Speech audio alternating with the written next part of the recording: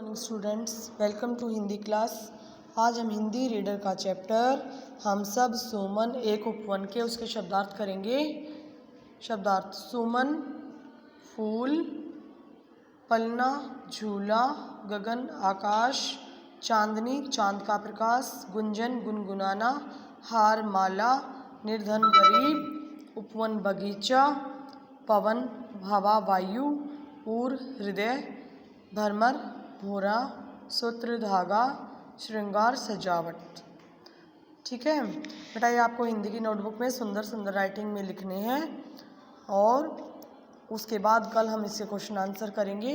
अभी हम एक पेज जो हमारा अभ्यास का है वो आज करेंगे, बाकी अभ्यास हम कल करेंगे। तो अभ्यास माला में मौखिक प्रश्न। फर्स्ट प्रश्न है हमारा, प्रस्तुत कविता के रचयिता कौन है? द्वारिका प्रसाद माहेश्वरी। चांद की चांदनी क्या करती है बेटा?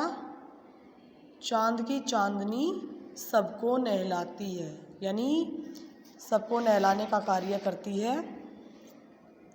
सही। आप देखो बेटा, वस्तुनिष्ठ प्रश्न है, सही विकल्प पर टिक का निशान लगाइए। हम सब किससे सींचे गए हैं? जल से। हम सबसे मिलकर किसकी शोभा बढ़ती है? सबसे मिलकर किसकी शोभा है? उपवन की, यानी फूल कह रहे हैं। एक सूत्र में बंधकर हमने क्या बनना सीखा? गले का हार। कविता की पंक्तियाँ पूरी कीजिए। रंग रंग के रूप हमारे अलग अलग हैं क्यारी क्यारी, लेकिन हम सबसे मिलकर ही इस उपवन की शोभा सारी। तो हम अलग अलग रूप रंग के हैं और अलग अलग जो हमारी क्यारी क्यारी है, अलग अलग जगह में हम खिले हुए हैं, लेकिन हम सबसे मिलकर ही इस उपवन की शोभा सारी। हम सभी फूलों से मिलकर ही इस उपवन की शोभा बढ़ रही, इस बगीचे की शोभा बढ़ रही है। इसी प्रकार बच्चों से मिलकर ही घर की शोभा बढ़ती है, यानी संसार की शोभा सभी बच्चों से मिलकर इस दुनिया की शोभा बढ़ती है। एक हमारा माली, हम सब रहते नीचे एक गगन के। हम सबका एक ही माली है, यानी भगवान, और हम सब एक ही गगन के नीचे रहते हैं। जैसे फूलों का माली एक ही होता है, उसी प्रकार सभी जनों का, सभी बच्चों का, सभी मनुष्यों का माली एक ही है, यानी भगवान, और हम सब एक ही आसमान के नीचे रहते हैं। कांटों में खिलकर हम सबको सबने हंस हंस कर है जीना सीखा। कांटों में खिलकर ही, यानी फूल कांटों से जुड़े हुए होते हैं, कांटों के बीच में ही खिलते हैं, और हंस हंस कर हमने जीना सीखा। कांटों से हमें कोई दुख नहीं हुआ।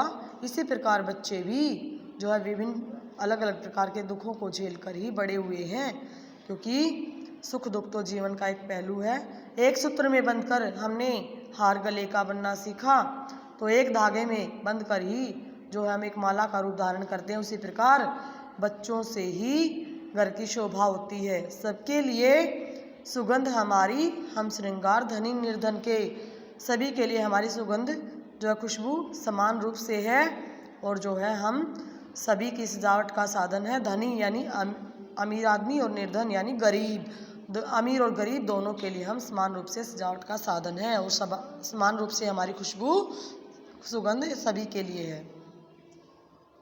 निम्नलिखित पंक्तियों का भाव स्पष्ट कीजिए। सूरज एक हमारा, जिसकी किरणें उर की कली खिलाती। देखो बेटा, एक हमारा चांद, चांदनी जिसकी हम सबको नहलाती। देखो बेटा, हम सभी का सूरज एक है, उसी की गर्मी से जो है हमारे ऊपर गिरती है, किरणें उर की कली खिलाती।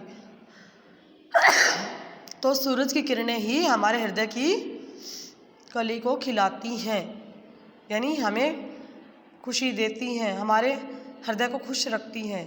एक हमारा चांद, चांदनी जिसकी हमको सबको नहलाती।